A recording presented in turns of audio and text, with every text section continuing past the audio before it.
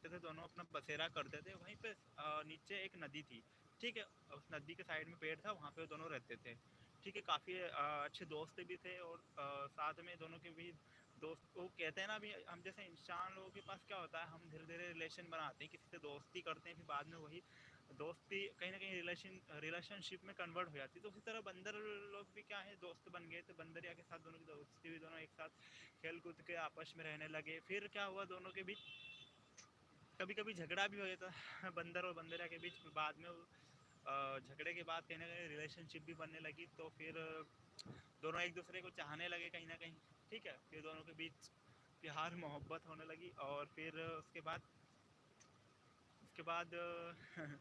उसके बाद बंदरिया एक दिन रात घनी रात को मतलब कि सो रही थी, बंदर भी सो रहा था, बंदरिया भी सो रही थी उसी पेड़ पर। लेकिन बंदरिया को अचानक एक सपना आया, ठीक है।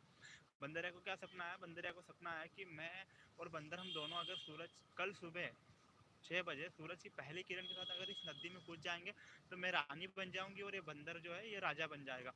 तो बंदरिया ने क्या किया, अपना जो सपना है रात को उठ के उसको बंदर को शेयर कर दिया कि है बंदर, मुझे ना सपना आया है, अपन दोनों राजा रानी बनने वाले हैं, सुबह सूरज की पहली किरण के साथ कूद जाएंगे नदी। बंदर ने बोला ठीक है, कूद जाएंगे।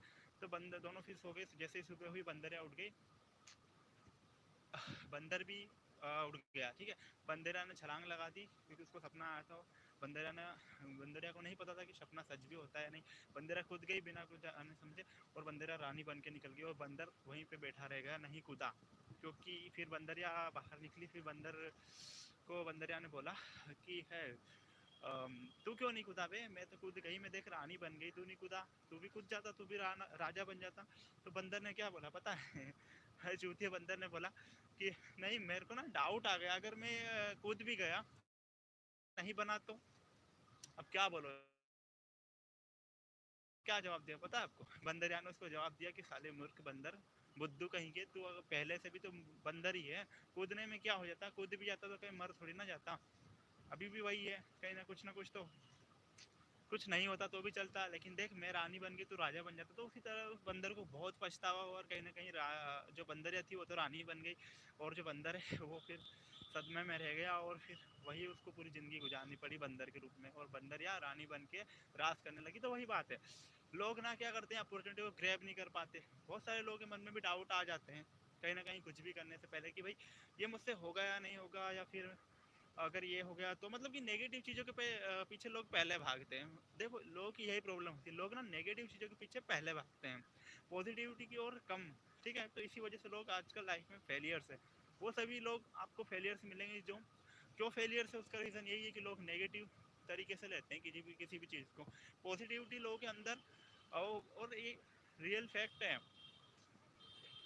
साइकोलॉजी के अनुसार 95% जो ह्यूमन माइंड है वो नेगेटिव चीज़ों की ओर भागता है, और 5% सिर्फ पॉजिटिव रहता है, ठीक है। तो 95% चीज़ वो हमें डिसाइड करना है कि हम उस चीज़ को नेगेटिव तरीके से ले रहे हैं या पॉजिटिव तरीके से। देखो कोई भी चीज़ हो लाइफ में, कोई भी घटना हो, कुछ भी हो, हर चीज़ में 2 पॉइंट मिलेंगे आपको, नेगेटिव पॉजिटिव, कभी बेनिफिट कभी लॉस। तो वही बात है, आपको डिसाइड करना कि आप क्या सोचते हो इस चीज़ के बारे में, और चीज़ को कैसे लेते हो, चीज़ों को आप कठिनाई से लेते हो या सरलता से लेते हो, ठीक है। तो मैं बस यही कहूँगा कि देखो चीज़ों को अच्छे से समझो, ग्रैब करो अपॉर्चुनिटी, अपनी लाइफ में कहीं से भी मौका मिले, कुछ भी हो, तो वही बात है, समझो, नॉलेज लो, सारा कुछ, ठीक है।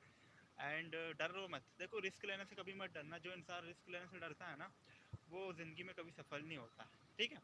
तो हमेशा अपने आप को ये मानो कि हाँ मैं कर सकता हूँ, yes I can do it, I am the champion, I am the winner, ठीक है। तो ऑटोमेटिक आपकी ओर पॉजिटिव जो एनर्जी है चल के आएगी, ठीक है। और जैसा आप बोलते हो ना, जैसा आप सुनते हो ना, एक दिन फिर जैसा सुनते हो, जैसे संगत में रहते हो, वैसे आप बन जाते हो। तो वही बात है, मैं तो यही कहूँगा कि कामयाब लोगों की संगत में रहोगे तो कामयाब बनोगे, उन फेलियर्स की बात सुनोगे, फेलियर्स की संगत में रहोगे तो फेलियर्स एक दिन आप बनोगे। अगर 5 करोड़पति इंसान है और वो आपस में बिजनेसमैन है, ठीक है, अगर आप उनके साथ जाते हो, उनके संगत में रहते हो, डील करते हो, तो कहीं ना कहीं आने वाले टाइम में आप 6वें करोड़पति आप बन जाओगे, ठीक है। तो वही बात, अगर आप 5 नाकामयाब इंसान के साथ रहोगे तो आप एक दिन 6वें नाकामयाब आप बनोगे। तो आपको डिसाइड करना कि आप कामयाब लोगों की संगत में रहना चाहते हो या नाकामयाब की। बाकी मेरी ओर से आज के लिए इतना ही। ऑल द बेस्ट, चक दे फट्टे, फिर मिलेंगे नेक्स्ट वीडियो में। Okay dear, have a good day.